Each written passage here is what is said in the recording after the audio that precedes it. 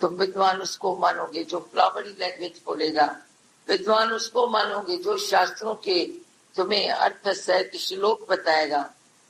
अरे ये तो बहुत ऐसे होते हैं जो बताते हैं, जो समझते हैं कि हम बहुत पढ़े लिखे हैं, वो अपनी बात बताएंगे। पर तुम देखोगे जो ज्यादा जानते हैं उनसे दूसरे दूर भागते हैं, कहीं हमें पकड़े न, कहीं अपना उपदेश नहीं शुरू कर दे। पर तुम्हारा एक एक वचन किसी को हल्का करे, यह है तुम्हारी विद्वत्ता। तुम जो बताते हो दूसरे को हल्का करो, भारी न करो। कोई तुम्हारे पास डिस्टर्बेंस लेके आता है, तुम उसको ऐसी बात कराओ उसका डिस्टर्ब भी जाए और वह हल्का हो जाए।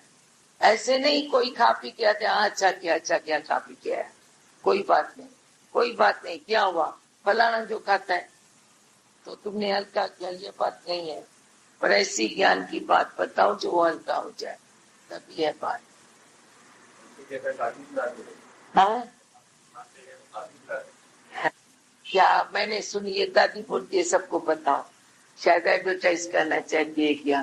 ये सुनते किधर है, हम सब बोलते रहे क्या, सुनते किधर है, नहीं सुनेंगे। बीज पड़ गया, बीज पड़ गया। कभी भी अगर उधर पानी मिलता है, धूप लगती है तो उग निकलता है।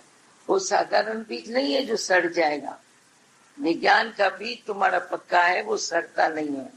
इधर भी डालो, किसको भी बताओ, कभी न कभी वो फलीभूत हो ही जाता।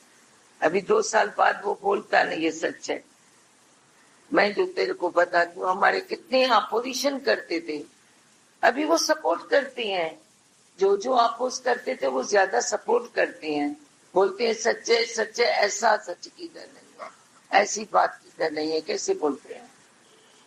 हाँ नहीं बैठेंगे। और दूसरा कर्जा चढ़ता है, यह भी बात जानना। मैंने कल भी ऐसे किसी को बोला, तुम खाते हो, खिलाने का नाम नहीं। क्यों, जो खाते हैं वो खिलाते भी हैं, खाओ खिलाओ भी है, बोलो कर्जा चढ़ा।